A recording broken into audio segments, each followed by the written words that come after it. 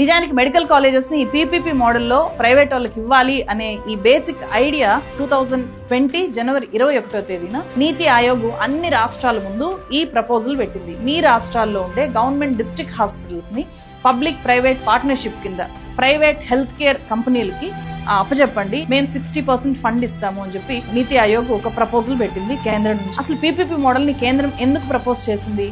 Vizag steel ఫ్యాక్టరీని, ఇతర public sector units ని ప్రభుత్వం కాకుండా ప్రైవేట్ వాళ్ళకు అప్పగిస్తూ ఎందుకు మోదీ ప్రభుత్వం నిర్ణయాలు తీసుకుందో ఇది కూడా అందుకే. That is the nature of BJP government, pro private anti public sector. అయితే ఈ విషయం బయటికి చెప్పరు కదా, బయటికి చెప్పింది మాత్రము it is practically not possible for the central or state government to bridge the gap in the medical education with their limited resources and finances అని చెప్పారు. మెడికల్ ఎడ్యుకేషన్ లో చాలా నీడ్ ఉంది, మనకు చాలా డాక్టర్స్ అవసరం ఉంది. ఈ గ్యాప్ ని ఫిల్ చేయాలి అంటే డైరెక్ట్ గా సెంట్రల్ గవర్నమెంట్ స్టేట్ గవర్నమెంట్ తన లిమిటెడ్ రిసోర్సెస్ తో చేయలేదు కాబట్టి ప్రైవేట్ వాళ్ళని భాగస్వాములను చేయండి అని చెప్పి నీతి ఆయోగ్ చెప్పింది. చాలా రాష్ట్ర ప్రభుత్వాలు అయ్యా హెల్త్ బడ్జెట్ మనకి తగ్గుతుందిలే అని చెప్పి వెంటనే దీన్ని యాక్సెప్ట్ చేశాయి. కేంద్రం ఏం చెప్పినా కూడా మారు మాట్లాడకుండా ఒప్పేసుకునే జగన్మోహన్ రెడ్డి ప్రభుత్వము ఈ పీపీపీ విధానానికి అప్పుడేమీ ఒప్పుకోలేదు, వాళ్ళు యాక్సెప్ట్ చేయలేదు.